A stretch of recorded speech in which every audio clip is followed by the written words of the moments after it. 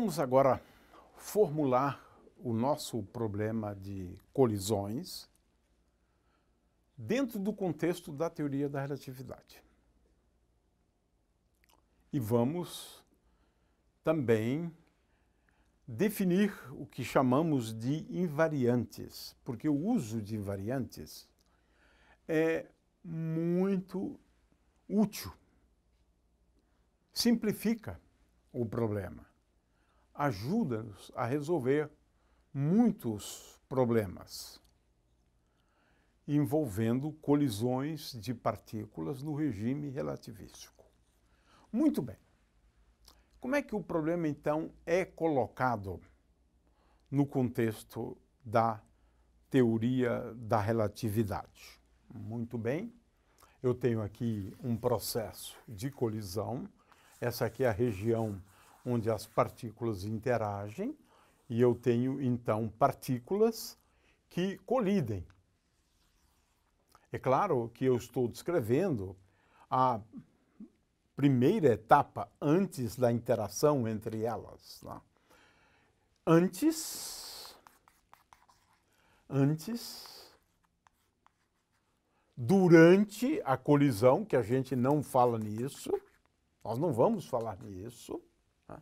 Durante a colisão, isso é difícil, muito difícil.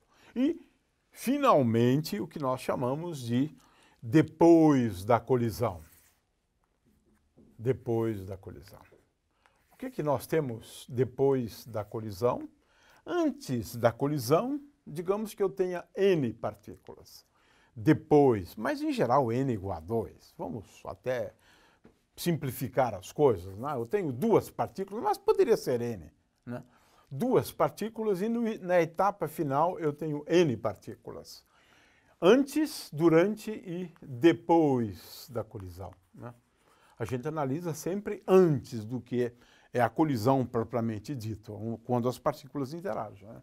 Então, do ponto de vista da descrição relativística, o que importa é que antes eu tenho um certo número de partículas, né? E agora vamos introduzir o quadrimomento de cada uma das partículas. De forma que eu tenho um quadrimomento. Né? Melhor, então, talvez colocar esse índice 1, né? Digamos, para a partícula 1. Né? Então, eu tenho para a partícula 1, Pmi índice 1, o quadrimomento associado à partícula 1. Isso é um dado essencial de agora em diante. E esse quadrimomento da partícula 1 é igual à energia, né, a componente zero do quadrimomento, a energia da partícula 1 dividido por C, e aqui o momento da partícula 1.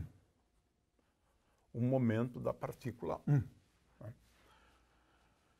De forma que eu vou gerar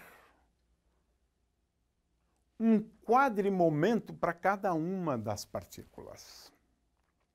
Para a partícula 2, né, se eu tenho só duas partículas, eu tenho Pmi2, né, que é igual a E2 sobre C, né, E2 sobre C, indicando a partícula 2. Né, e aqui P2,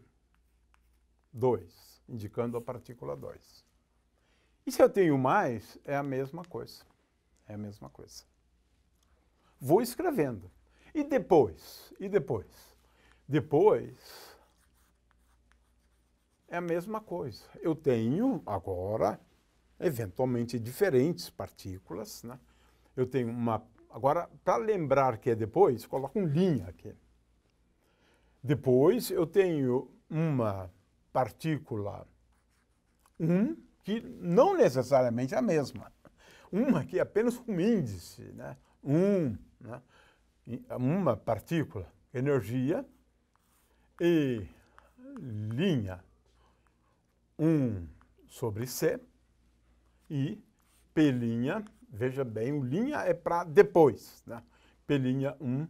Né? a mesma coisa para a segunda, a mesma coisa para a terceira, para a iésima partícula, digamos, vale isto. Eu associo a ela um quadrivetor, o quadrimomento, né, da partícula é E', lembrando sempre o linha aqui, né, I sobre C e P', aqui é melhor representar também com um vetor, P' I. Se eu tenho N partículas, eu vou introduzir, né, N quadrimomento. N quadrimomentos. Né? O quadrimomento associado à partícula 1, à partícula 2. Agora, eu preciso escrever o quadrimomento de cada uma das partículas antes da colisão. E a mesma coisa depois. A mesma coisa depois. Então, isso aqui é um princípio básico. É um princípio básico. E se eu estiver no referencial do centro de massa? Bom, neste caso, o que a gente faz é colocar aqui P'M, centro de massa da partícula 1. O P'M da partícula 2 no centro de massa. Então, eu só coloco Cm para lembrar que eu estou falando do quadrimomento no referencial do centro de massa. Para as partículas no estágio final, eu faço a mesma coisa. Posso introduzir para cada uma delas o P'M do centro de massa. P2, né, até Pn, se eu tenho aqui N partículas, eu devo colocar esse Cm aqui para lembrar que eu estou calculando o quadrimomento da partícula no referencial do centro de massa. Então, aqui seria linha N, se eu tenho N partículas. Portanto, resumindo, se eu tenho duas partículas antes, eu devo determinar o quadrimomento das duas partículas. E eu posso calculá-lo no sistema de laboratório e no referencial do centro de massa.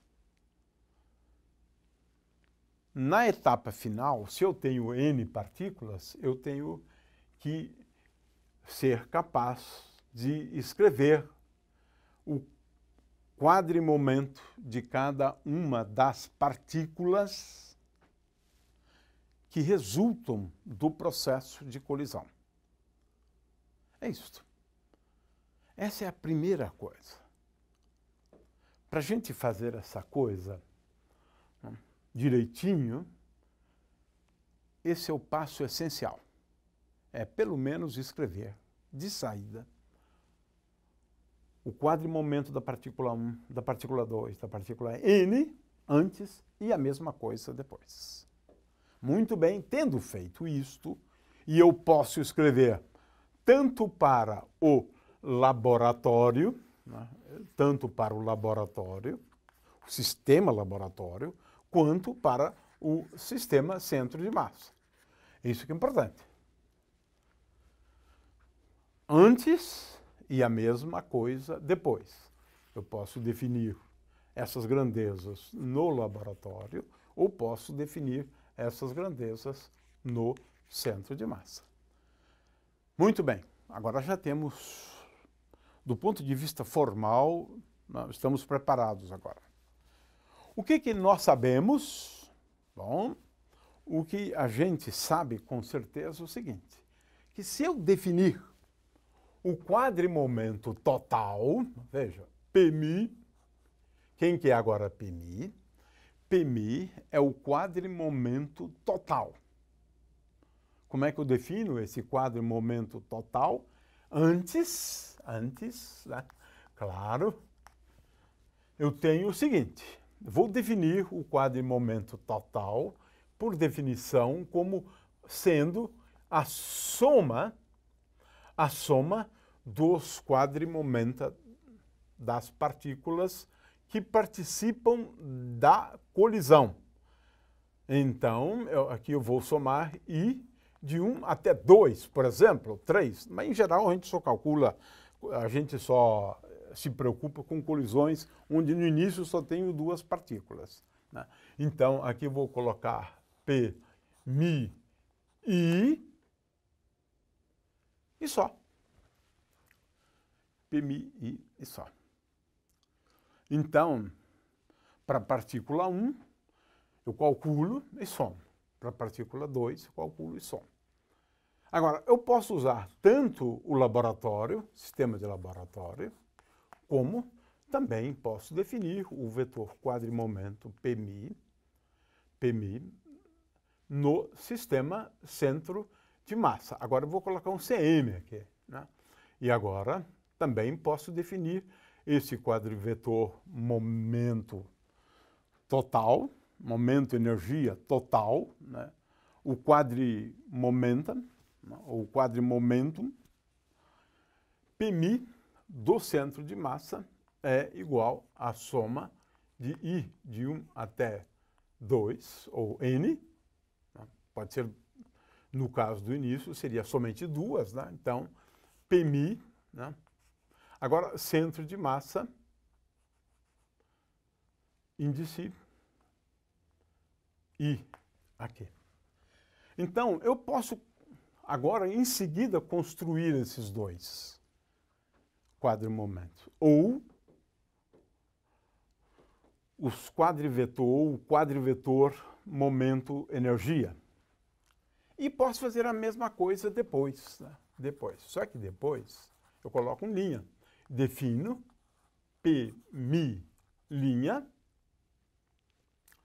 como sendo igual à soma, agora, J, indo de 1 até N, né, de Pmi, linha, J. E a mesma coisa em relação ao centro de massa. P', Mi, centro de massa, igual à soma de J, indo de 1 até N, de P', Mi, J, centro de massa. Então, o passo seguinte é escrever o quadrimomento total.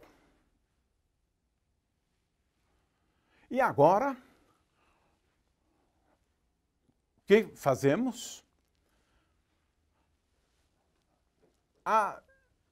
As leis de conservação, né, são escritas agora na teoria da relatividade de uma forma bem mais simples. Qual seja, é que Pmi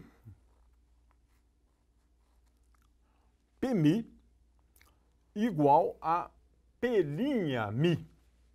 Olha só. Simplificamos bastante. Aqui está a expressão relativística,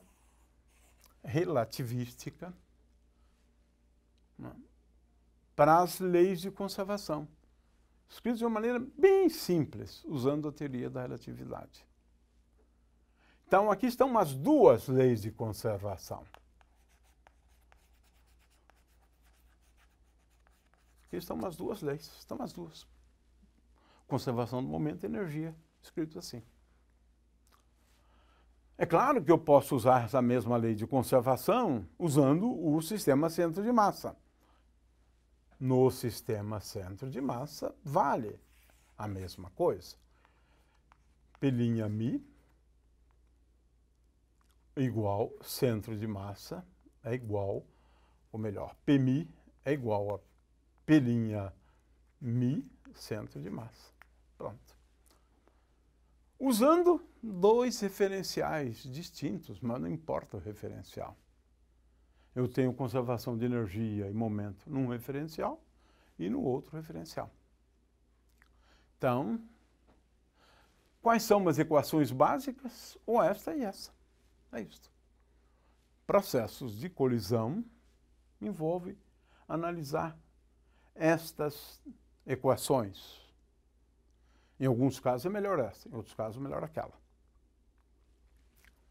O que mais? O que mais? Para a gente avançar no estudo das colisões, nós fazemos uso, construímos invariantes. Invariantes. Quais são os invariantes? Bom, você pode pensar em N invariantes. Tem muitos invariantes. Você pode construir um número muito grande de invariantes. O que são invariantes? Produtos escalares. Então, por exemplo, você pode escrever, né, que Pmi é um invariante. Isso aqui ajuda. Esse é um invariante. Às vezes a gente representa assim, P escalar P. Né? Esse é um invariante. Agora, eu posso escolher vários outros invariantes. Por exemplo, P1 escalar P, que é definido como P1, vou colocar esse índice em cima, como a gente havia começado, né? P1 escalar P, que é P1Mi. Pmi é um outro invariante. Tem um segundo invariante, P2 escalar P, que é P2Mi, Pmi. Então, o que é básico? Resumindo, construir os quadrivetores, na verdade, os quadrimomentos, os vetores momento e energia de cada uma das partículas, considerar a soma, usar as leis de conservação e utilizar invariantes. É muito útil o uso de invariantes. Quais são os invariantes? Invariantes são produtos escalares. Ponto. Quando é que é útil um produto escalar ou outro, depende do caso. Depende do caso. Mas, de qualquer forma, é muito útil, né, efetuar ou construir invariantes. Né? É claro que esse invariante, ele também pode ser escrito assim, P'Mi, claro, porque P'Mi, né? Então, é isto. Construímos os quadrivetores, fazemos a soma, igualamos os quadrivetores e fazemos uso de invariantes. E essa é toda a teoria, na verdade.